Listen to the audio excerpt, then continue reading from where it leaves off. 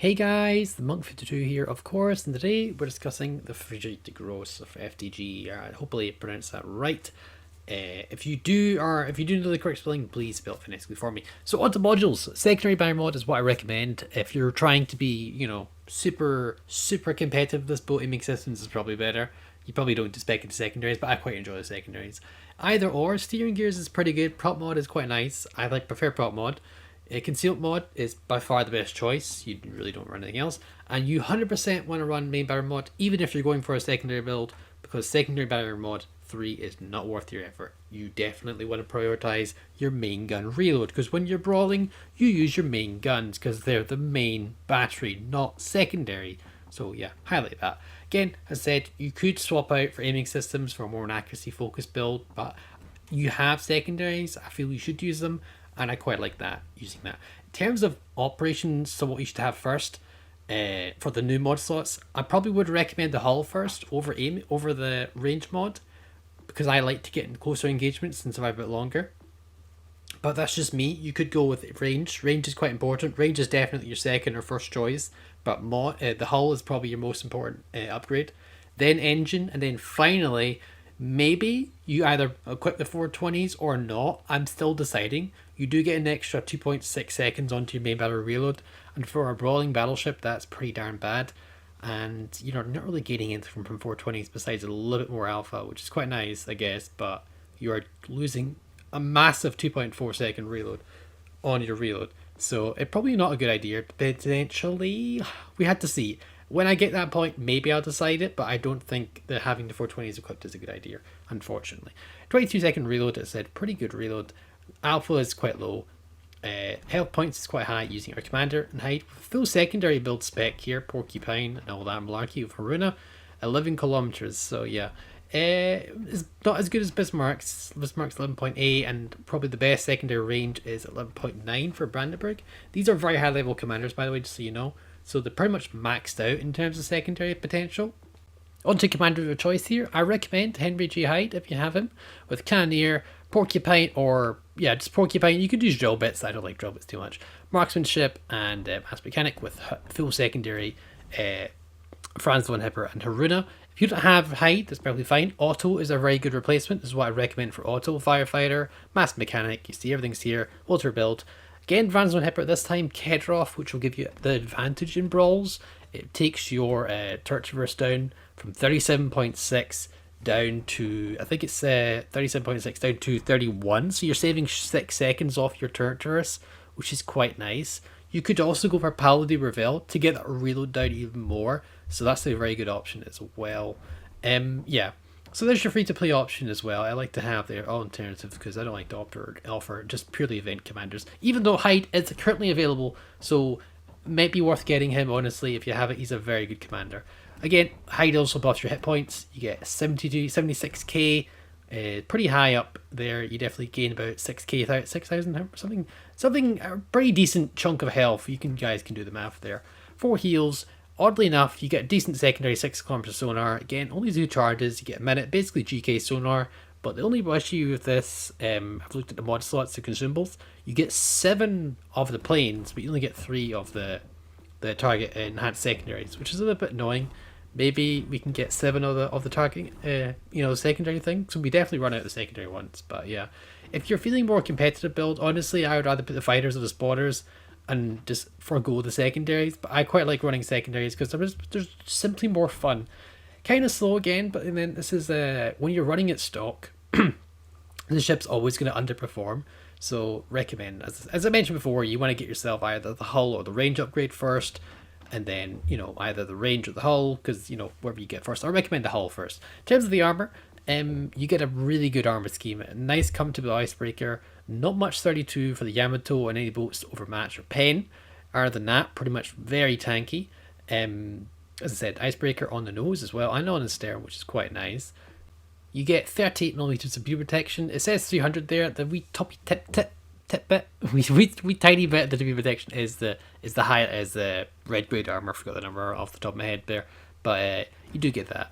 The turtleback itself, what you can see there, is actually kind of shallow. So it's not actually that good a turtleback, but it will suffice. It's still a good, strong German turtleback. It's just from very higher caliber guns from like Republic, and that ranges not too far away ranges, you'll get some pretty uncomfortable hits. Deck plating is pretty darn good, pretty darn thick. Again, I won't say you get AP bombs, but typical German armor, your deck will bounce a lot of stuff. Pretty flat citadel as well, so if they do get past your turtleback, they will get a pretty comfortable citadel. Not impossible to citadel, but you still will get some pretty good hits. Yeah. Now, onto the battle here. I just want to highlight we have a Graf Zeppelin here. We've got a lot of T-Rates. We've got some Yamatos as well. We've got some DDs. So, yeah.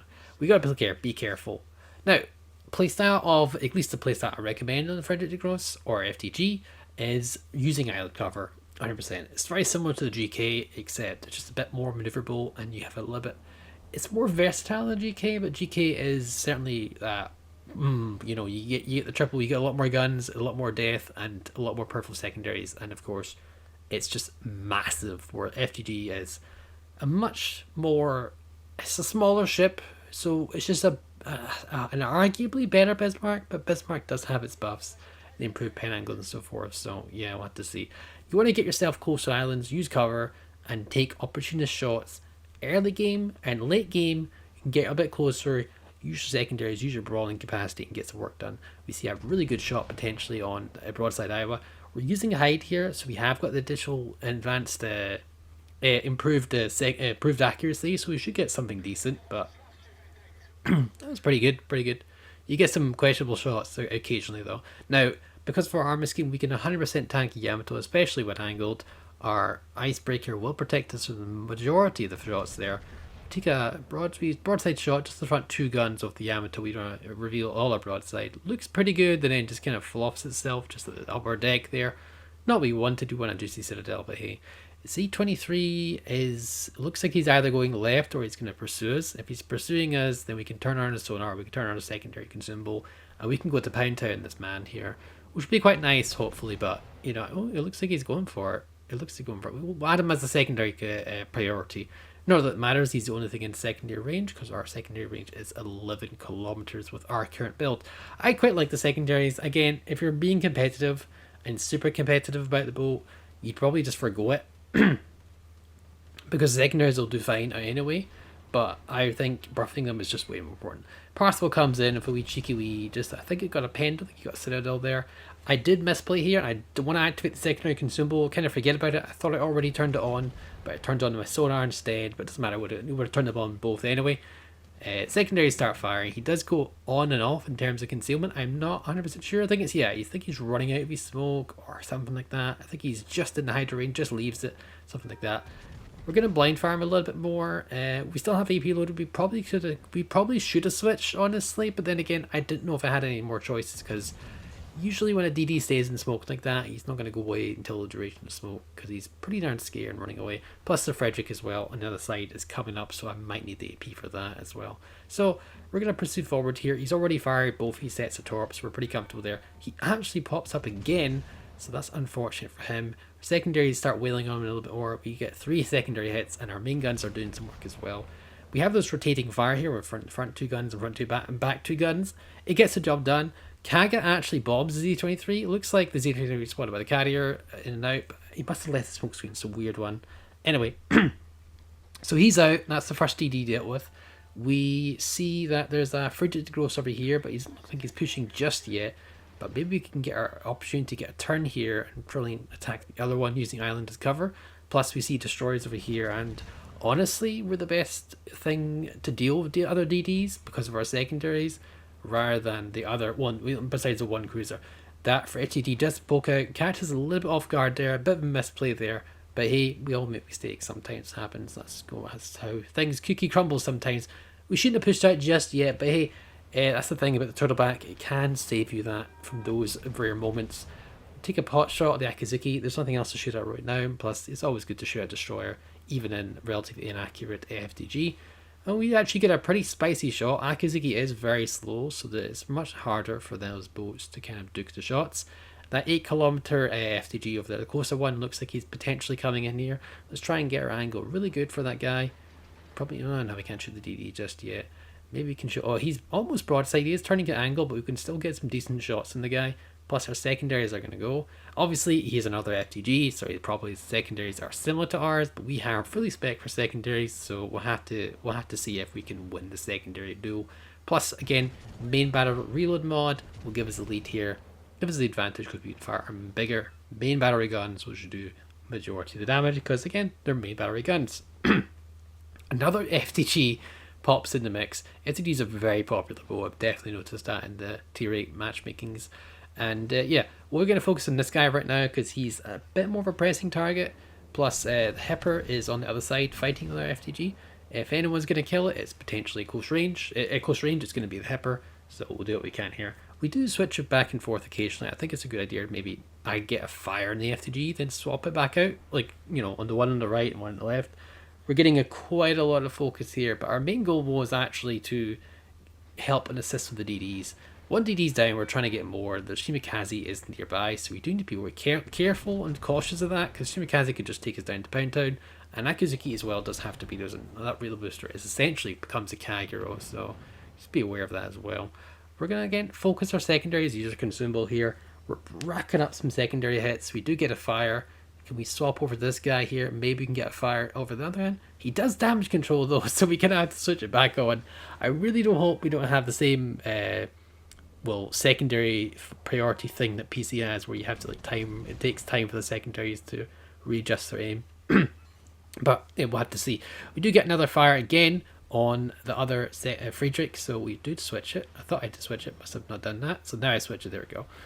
And yeah, we're just trying to get stacked the fires here, stacking the fires. We have all the secondary battery guns. Fires are probably going to do the most damage out of anything, because it's just fires are just ridiculously strong in this game. We don't have much of a do. Ooh, wow, good shot off the rear guns there. Secondary switching right away to the Shimikaze, because Shimikaze's most dangerous bolt. Our sonar comes straight off cooldown. We're going to use it here, and we're going to focus our efforts on Shimikaze, because Shimikaze is arguably the most dangerous bow in that lineup here. We could possibly kill the Friedrich, or at least brawl him for a little while longer, but Shimikaze torps, we will get ourselves macked. It won't be pretty. So we do get some really good hits with the AP here. We're going to have to do something to dodge these Shimikaze torps. We do get pretty good warning, again, because of our sonar, but even so, we're going to have to do some maneuvers to try and dodge that. We do get a fire for the Shimikaze, and he does get spotted again. Can't shoot him just yet, so you can kick it in reverse, and we're turning, trying to dodge. Let's not take any Shimikaze torps, because they do hit like an absolute truck. We do have a heal off cooldown again, so the heal comes off cooldown as well. We dodge the speedos. It's really nice having that extra heal. I find myself a lot kiting away and angling and just letting the secondaries or the main battery guns just whittle the opponent down, while I either tank or just out heal the guys.